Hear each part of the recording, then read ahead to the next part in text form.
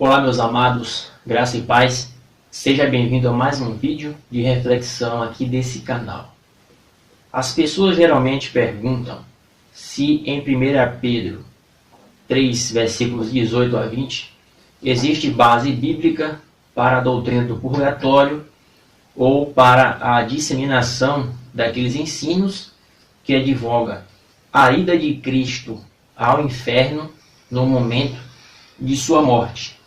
Algumas pessoas dizem que num período entre morte e ressurreição de Cristo, ele foi até o inferno e fez algumas coisas.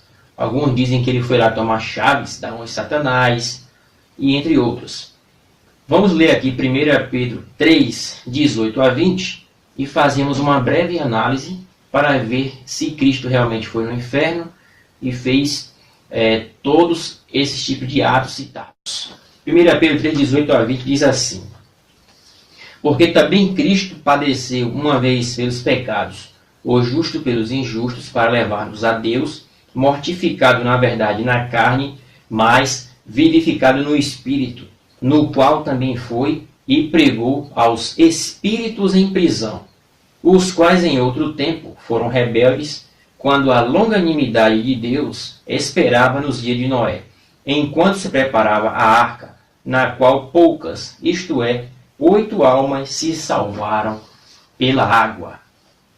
Muito bem.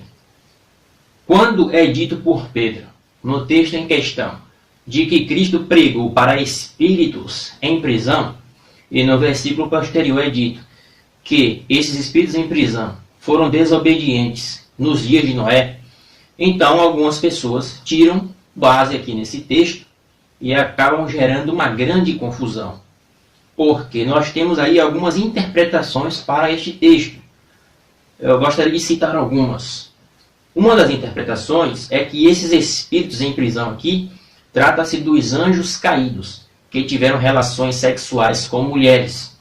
E as pessoas que interpretam deste modo fazem uma ligação de Gênesis 6, onde são mencionados os filhos de Deus ali, com 2 de Pedro 2, versículo 4, e Judas, versículo 6, quando fala sobre anjos que foram aprisionados. Eu, particularmente, não comungo dessa interpretação, porque ela é um pouco forçosa para esta passagem, mas não queremos entrar nesse mérito.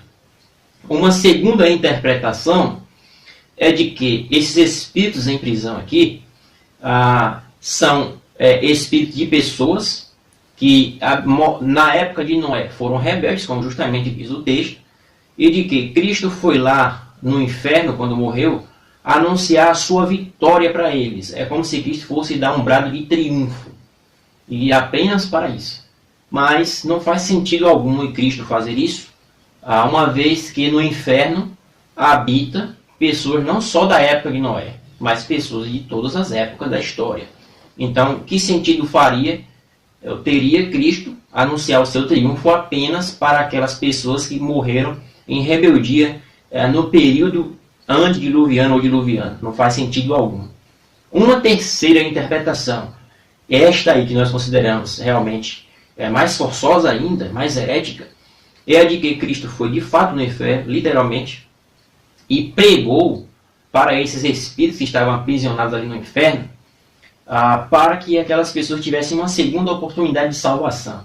Nós sabemos que não há base bíblica para isso. E se fôssemos entender isso de fato, então nós teríamos então que aplicar e ensinar de que todos aqueles espíritos que estavam ali no inferno, da época de Noé, que morreram no dilúvio, todos foram salvos. Porque quem é que estaria lá no inferno, estando em tormentos, e não aceitaria a proposta de uma segunda chance para sair de lá? Todos, obviamente.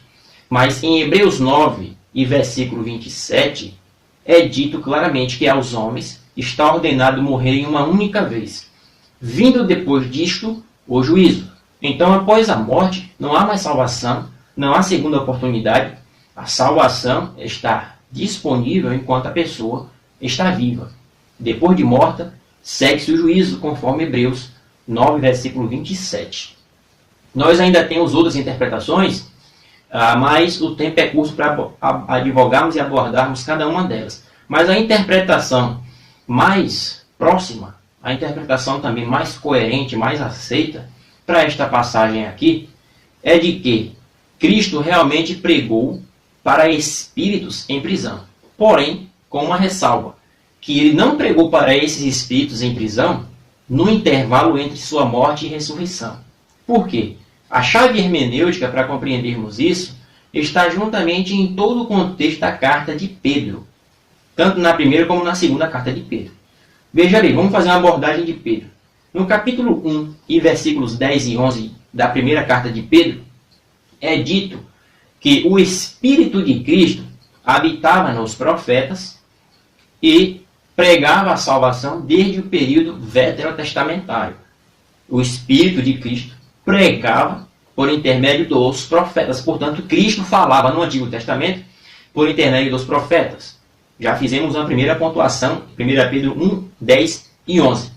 Agora, indo para o capítulo de número 4 e o versículo 6, é dito que o Evangelho foi pregado a mortos.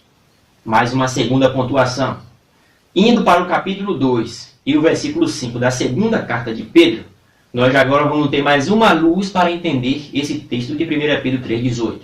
Porque é dito ali que Noé era pregador da justiça e anunciou a verdade e pregou para os seus contemporâneos, que foram rebeldes, que é justamente esses rebeldes do texto em questão que estamos analisando, que foram rebeldes no tempo de Noé. Portanto, a interpretação correta é: nos dias de Noé, Cristo pregou para os antediluvianos, que morreram, obviamente, no dilúvio, e eles foram rebeldes a esta pregação de Cristo por intermédio de Noé. E agora, nos dias de Pedro, essas pessoas eram espíritos em prisão. Portanto, Cristo não pregou para eles no inferno, no intervalo entre sua morte e ressurreição. Mas Cristo pregou para eles nos dias de Noé. E agora eles eram espíritos aprisionados no inferno. Mas de modo algum, a Bíblia ensina que Cristo foi no inferno literalmente e pregou. Seja como for a interpretação para anjos caídos, ou para espíritos em prisão para anunciar a vitória, ou para dar uma segunda oportunidade de salvação. Mas a interpretação correta é de que Cristo, nos dias de Noé, estava em Noé pregando para aqueles homens que foram rebeldes e pereceram naquele dilúvio. Ok? Se você gostou desse vídeo, deixe aí o seu like, comente e inscreva-se no nosso canal. Graça e paz e até o próximo vídeo.